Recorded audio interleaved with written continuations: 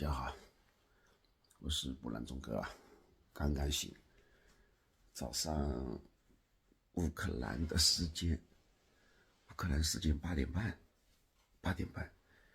因为我有1个小时时差啊，实际上是波兰的时间7点半醒了。我把灯开了，昨天晚上啊很安静，说实话还是有点小小的担心的啊，因为昨天是第1天我来这个乌克兰，所以还是有点小小的担心的。但是1个晚上没有听到什么警报声啊，整个市面上啊还是特别的安静。我晚上还去逛街了，租了这个房子啊，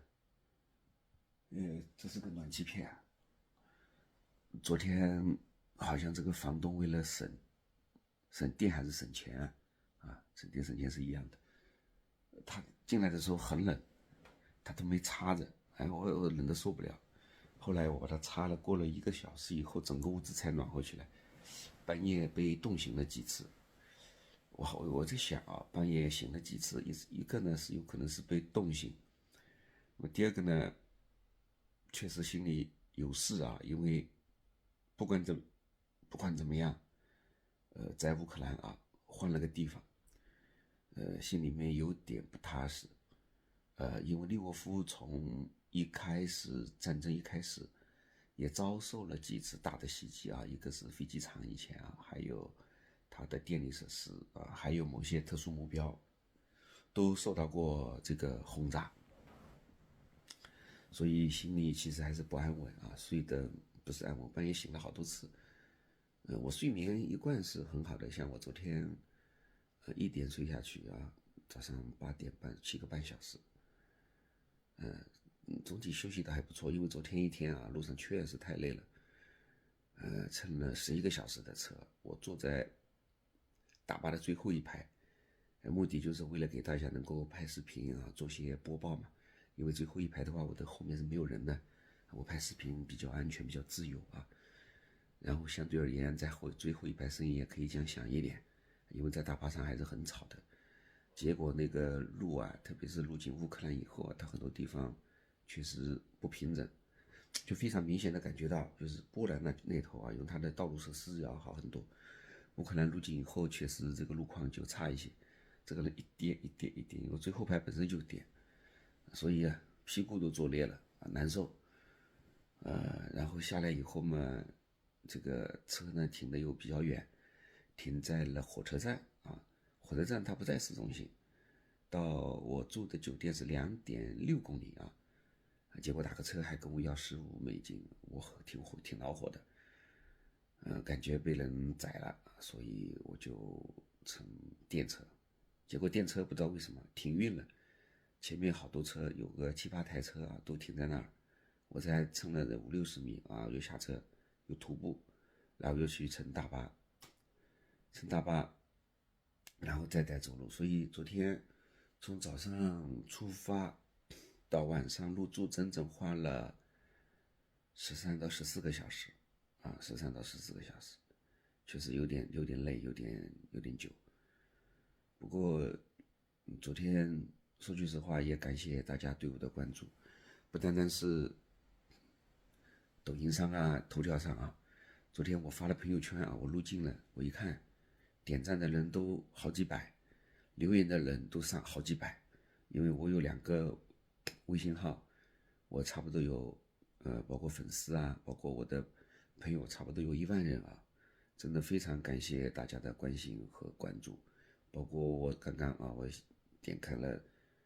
抖音号，点开了头条啊，也是大量的朋友啊对我表示关心啊，真的感谢啊。那么我说说我的计划吧。我今天呢，我先起来以后呢，因为昨天晚上我到了这里已经很晚了，很晚以后呢，那个房东跟我打电话，呢，因为什么？因为我的钥匙，我是要跟房东拿的，但是呢，房东人又见不到，所以呢，他告诉我这个钥匙是放在这个公寓的门口的这个板子下面，它下面有个板子，他说板子下面有个小地毯，他说你钥匙放在那儿。因为我在网上订的是通过 Booking 订的嘛，我没有付费啊，他要求是到店付费。然后我就问他我什么时候给你钱嘛，然后房东说，没事，你明天问我几点走，我说我大概10点多走，要去机场。不过顺便插一句话啊，利沃夫的机场是停运的，是没有飞机的。因为我在机场这边呢，我租了台车啊。然后他说，那你这样吧，在你10点你离开的时候，你就把770乌克兰的格里夫呢，把它放到你的桌子上就行了。我就不来了。然后你把钥匙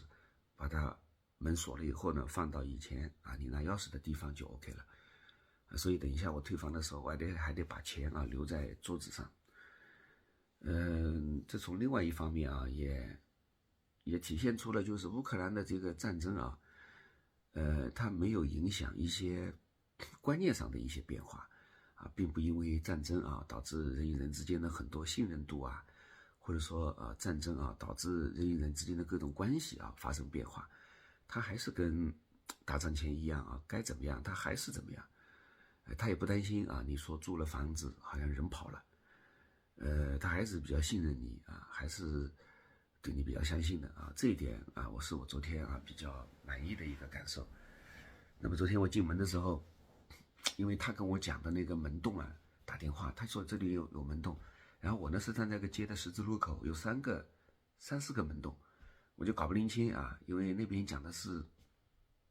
乌克兰语。还有个非常明显的感受就是这个语言啊，顺便也插一句，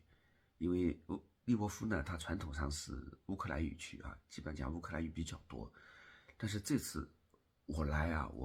因为我至少有跟10个人交流，很有意思啊。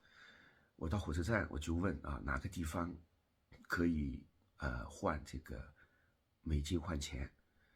我用的是俄语问的。火车站的那个男的啊，他直接问我，他说你们能讲英语？我说我会讲英语，然后我就用英语交流。如果放到站前啊，那肯定的，那个人说一听我讲俄语，他首先第一个他就用乌克兰语跟我对话，因为乌克兰语跟俄语是能听得清楚的。但是那个人就避开俄语，就不跟你说俄语。我一下子就反应过来了，因为据我在乌克兰的很多朋友，据我很多从这段时间从其他国家到乌克兰的这些中国朋友说现在乌克兰人对这个俄语啊，还是比较避讳啊，比较拒绝的。我非常明显的感觉到啊，我也非常明显的警觉到，因为我这个呢是在无路径之前啊，我的脑袋里面，我的思维里面啊，就已经有了这样的一种观念啊，我尽量少的去避开讲俄语。这是我非常明显的感受，因为以前你不可能的，人家来了以后，人家不会跟你讲英语。第一个，乌克兰的英语的普及率是欧洲最低的，可以说没有更低，肯定是最低的。我没想到呢，现在乌克兰的这个英语的普及率啊，现在想不到啊，已经提得这么高。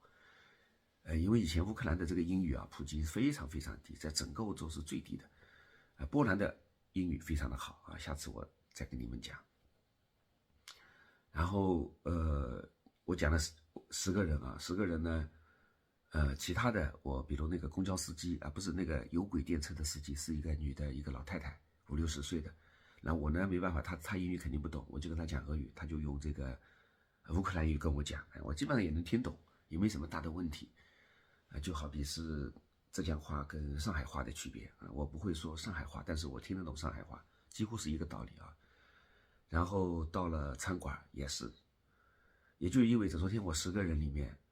只有1个人稍微给我讲了一点点俄语啊，其他的8个人讲的全是乌克兰语啊，1个人跟我讲的是英语啊，是这样的一个明显的一个感受啊。